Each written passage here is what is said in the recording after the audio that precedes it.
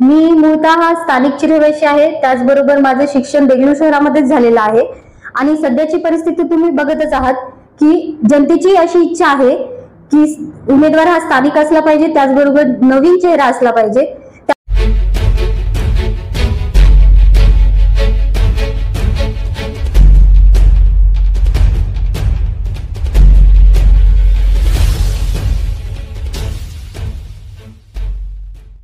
नमस्कार, मी Milind Waghmare. Mind light news मध्ये आपल्या सर्वांचं मनपूर्वक स्वागत. येणाऱ्या काही दिवसातच विधानसभेची रणधुमाळीला सुरुवात होणार आहे. या अनुषंगाने महाविकास आघाडी आणि महायुती या दोघांकडून सुद्धा चांगले उमेदवार देण्यासाठी प्रयत्न होत आहेत आणि आपलाच उमेदवार कशा पद्धतीने निवडून येईल यासाठी वेगवेगळ्या पद्धतीची व्यूहरचना सुद्धा आखली जाते. याच काळामध्ये आपण पाहताय की अनेक उमेदवार सुद्धा इच्छुक उमेदवार म्हणून वावरताना दिसतात, जनतेशी संवाद साधताना दिसत आहेत. प्रत्येक जण आपल्या पक्षश्रेष्ठींना आपल्यालाच उमेदवारी मिळावी यासाठी प्रयत्न करताना दिसत आहेत. आज आपण अशाच एका देगलूर बिलोली विधानसभा मतदारसंघामध्ये इच्छुक असलेल्या उमेदवारांशी संवाद साधणार आहोत. शरदचंद्र पवार पक्षाच्या नांदेड जिल्हा महिला आघाडीचे जिल्हा सरचिटणीस प्राध्यापिका अनुराधा गंधारे मॅडम आपल्या सोबत आहेत. आणि सर्वप्रथम आपलं या विशेष कार्यक्रमामध्ये अगदी मनपूर्वक स्वागत. धन्यवाद. आपल्या संदर्भामध्ये जनतेला माहिती जाणून घ्यायचीच आहे, तत्पूर्वी आपल्या स्वतःबद्दल परिचय म्हणून आपण काय सांगू इच्छिता? नमस्कार, मी प्राध्यापिका अनुराधा गंधारे. गेले कित्येक वर्ष मी सिंधू कॉलेज देगलूर येथे शैक्षणिक क्षेत्रामध्ये प्राध्यापिका म्हणून कार्यरत आहे. त्याचबरोबर सामाजिक क्षेत्रामध्येही मी कार्य करत आहे. आपण देगलूर बिलोली विधानसभा मतदारसंघातून शरदचंद्र पवार पक्षाच्या माध्यमातून आपण मागणी करत आहात की या वेळेस शरदचंद्र पवार पक्षाला उमेदवारी मिळावी आणि त्या माध्यमातून एक महिला प्रतिनिधी सुद्धा यावी, या अनुषंगाने आपण मागणी करत आहात. तर आपण या मागणी संदर्भात काय भावना व्यक्त करू इच्छिता? मी मूळतः स्थानिक रहिवासी आहे. त्याचबरोबर माझं शिक्षण देगलूर शहरामध्येच झालेलं आहे आणि सध्याची परिस्थिती तुम्ही बघतच आहात की जनतेची अशी इच्छा आहे की उमेदवार हा स्थानिक असला पाहिजे, त्याचबरोबर नवीन चेहरा असला पाहिजे. त्यामुळेच मी पक्षाचे नेते माननीय शरदचंद्रजी पवार साहेब, त्याचबरोबर पक्षाचे अध्यक्ष माननीय जयंत पाटील साहेब, माननीय सुप्रियाताई सुळे, प्रदेश सरचिटणीस माननीय गजाननरावजी पांपटवार साहेब, जिल्ह्याचे नेते माननीय कमल किशोरजी कदम साहेब, जिल्ह्याचे अध्यक्ष माननीय भगवानरावजी आलेगावकर साहेब, जिल्ह्याचे उपाध्यक्ष माननीय लक्ष्मीकांत पद्मवार साहेब, महिला जिल्हाध्यक्ष माननीय प्रांजलीताई रावणगावकर, त्याचबरोबर देगलूर तालुका अध्यक्ष अंकुश देसाई साहेब, त्याचबरोबर बिलोली तालुका अध्यक्ष माननीय सुभाष गायकवाड साहेब, त्याचबरोबर इतर पक्ष स्थानिक पक्षाकडे मी तिकिटांची मागणी केलेली आहे. अर्थातच आपण ही मागणी जी आहे ती आपल्या सगळ्या वरिष्ठाकडे मागणी केलेली आहे आणि या संदर्भात आपल्याला उमेदवारी मिळावी यासाठी आपले प्रयत्न सुद्धा चालू आहेत. आणि प्रामुख्याने आपण मतदारसंघामध्ये अनेक माध्यमातून जनतेशी संवाद सुद्धा साधल्याचं, माध्यमातून ती प्रसिद्धी झाल्याचं सुद्धा मला लक्षात आलेलं आहे. आपण एक महिला आहात प्रामुख्याने. आज तागायत महिलांना संधी मिळालेली नाही. प्रामुख्याने आपण विचार केल्यानंतर असं लक्षात येतं की महिलांना संधी दिली गेली नाही, परंतु आपण एक महिला आहात तर महिलांना संधी येणाऱ्या काळामध्ये, येणाऱ्या विधानसभेमध्ये महिला प्रतिनिधी म्हणून दिसेल, विशेषतः ते तुमच्या रूपाने, असं तुम्हाला वाटतं का? नक्कीच, कारण माननीय शरदचंद्र पवार साहेबांनी नेहमीच महिलांच्या सक्षमीकरणासाठी प्राधान्य दिलेले आहेत आणि त्यांनी त्यांच्या घरापासूनच सुरुवात केलेली आहे. जसं की माननीय सुप्रियाताई सुळे यांना त्यांनी सक्षम बनवलेलं आहे. त्यामुळेच मला असं वाटतं की मला संधी का मिळणार नाही, एक महिला म्हणून मला संधी ही नक्कीच मिळेल, यात काही शंकाच नाही आहे. आपण पाहता की या विधानसभेसाठी अनेकांची रांग लागलेली आहे की मला उमेदवारी मिळावी. महाविकास आघाडीतून अफाट संख्या आपल्याला पाहावयास मिळते आणि विशेषतः आपण महाविकास आघाडीचा एक भाग आहात.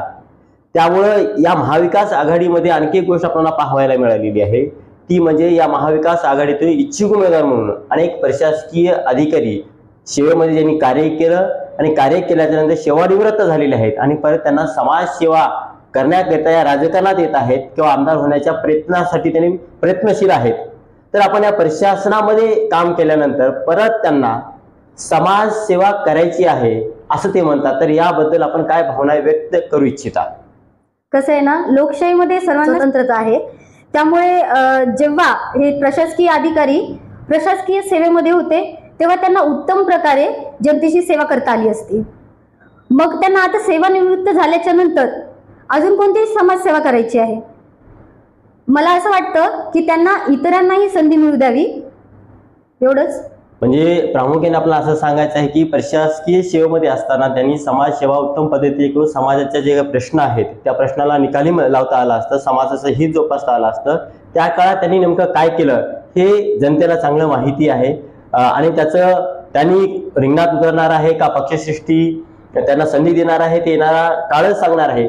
आपण सुद्धा वेगवेगळ्या माध्यमातून जनतेशी कनेक्टेड आहात आणि वेगवेगळ्या माध्यमातून आपण जनतेच्या हिताच्या गोष्टी आपण केलेल्या आहेतच. तर प्रामुख्याने एक स्थानिक रहिवासी म्हणून, एक महिला म्हणून, एक प्रशासनाच्या पलीकडे एक नवीन चेहरा म्हणून आपल्याकडे जनता पाहते. तर हे सर्व पुढे नेत असताना एक भविष्यामध्ये आमदार म्हणून कार्य करण्यासाठी आपण तत्पर झालेले आहात. तर प्रामुख्याने आपला नेमका अजेंडा काय असणार आहे, आपण कोणत्या समाजासाठी कोणत्या हिताच्या गोष्टी आपण करणार आहात, नेमकं कोणते मुद्दे आहेत की जे समाज हिताच्या दृष्टिकोनातून तुम्हाला ते पुढे न्यायचे आहेत आणि समाजाचा हित करायचा आहे जेव्हा तुम्ही आमदार म्हणून जनतेसमोर याल? आपल्या भागामध्ये आरोग्य सेवा चांगल्या प्रकारे उपलब्ध करून देईल. त्याचबरोबर शेतकऱ्यांचे प्रश्न जे आहेत त्यांच्यासाठी पाण्याचे प्रश्न असतील किंवा शेतीमध्ये जे लागणारे काही साधनं आहेत त्यासाठी मी काही प्रयत्न करणार आहे. त्याचबरोबर शैक्षणिक संस्था आणेल, कारण शैक्षणिक संस्था आणल्यामुळे विद्यार्थ्यांना एक सोयीस्कर अभ्यासक्रम आपल्याला स्थानिक स्तरावरतीच मिळेल. त्याचबरोबर त्यांच्या सोयीसाठी वसतिगृहे निर्माण होतील आणि वसतिगृहाच्या माध्यमातून थोड्या का प्रमाणात होईना रोजगार मिळू शकतो. त्याचबरोबर खानावळी, मेस सारख्या उद्योगधंद्यातून म्हणजे ह्या प्रकारे पण रोजगार मिळू शकतो. ह्या पलीकडे जाऊन अजून दुसरे कोणते छोटे मोठे उद्योग असतील त्यासाठीही मी प्रयत्न करेल आणि त्यासाठीही प्राधान्य देईन. त्याचबरोबर महिलांच्या सुरक्षतेचे काही प्रश्न असतील किंवा महिला सुरक्षतेसाठी प्रयत्न करणार आहे, कारण आपण म्हणतो की महिला आणि पुरुष समान आहेत, परंतु सुरक्षितेच्या दृष्टिकोनातून जर आपण पाहता महिला तिथे सुरक्षित नाही आहेत किंवा त्यांना तिथे स्वतंत्रता नाही आहे. त्यामुळे मी त्यासाठी प्रयत्न करणार आहे. आपण आपल्या महाविद्यालयाच्या माध्यमातून अनेक स्पर्धा परीक्षेच्या विद्यार्थ्यांना संधी दिली की अभ्यासिकेच्या माध्यमातून. तर या तरुणाईसाठी सुद्धा अजून काही वेगळे प्रयत्न आपल्याकडून होणार आहेत? विद्यार्थ्यांना म्हणजे त्यांच्या प्रश्न सोडवणं हे तर आपलं कर्तव्य असणारच आहे. ते प्रश्न मी सोडवेलच. त्याचबरोबर त्यांचे दुसरे त्या पलीकडे जाऊन त्यांना अभ्यासिका अजून हव्या असतील किंवा इतर कोणत्या शैक्षणिक सेवा हव्या असतील त्यासाठी मी प्रयत्न नक्कीच करेन. आपण पाहता की गेल्या अनेक वर्षापासून शंकरराव चव्हाण जेव्हा सत्तेत होते तेव्हापासून ते आज तागायत लेंडी धरण जो आहे तो प्रलंबित आहे, तो पूर्ण होऊ शकला नाही, ज्यामुळे अनेक शेतकऱ्यांचा हित झाला असता. तर अशा ज्या अनेक दिवसापासून प्रलंबित राहिलेल्या प्रश्नासाठी आपण काय करणार आहात, नेमकी आपली भूमिका कशी असणार आहे? जो लेंडी धरण ह्याचा जो प्रकल्प आहे त्यासाठी मी नक्कीच प्राधान्य देईल. आपण लेंडी धरणाला प्राधान्य देणार आहात आणि ज्यामुळे की सर्व समाज घटकांचा आणि विशेषतः शेतकऱ्यांचा त्यातून विकास होऊ शकतो. आपण आपल्या भावना येणाऱ्या काळामध्ये जेव्हा आपण निवडणुकीच्या रिंगणात उतरणार आहात किंवा एक आमदार म्हणून आपण जनतेकडे मागणी करणार आहात, त्या अनुषंगाने आपण आपल्या भावना व्यक्त केलेल्या आहेत, जनतेसमोर आपलं मत व्यक्त केलेलं आहे. आज तागायत आपण पाहिलेलं आहे की देगलूर मतदारसंघामध्ये कोणत्याही महिलेला प्रतिनिधित्व मिळालेले नाही किंवा महिला प्रतिनिधी म्हणून संधी मिळालेली नाही. तर येणाऱ्या काळामध्ये ही संधी मिळणार आहे का, पक्षश्रेष्ठी यावरती विचार करणार आहे का, यावरती सुद्धा आपल्याला येणारा काळच सांगणार आहे. पाहत रहा माइंडलाइट न्यूज. मॅडम, आपण इथं आलेला आहात त्याबद्दल आपलं मनपूर्वक धन्यवाद. धन्यवाद सर, धन्यवाद.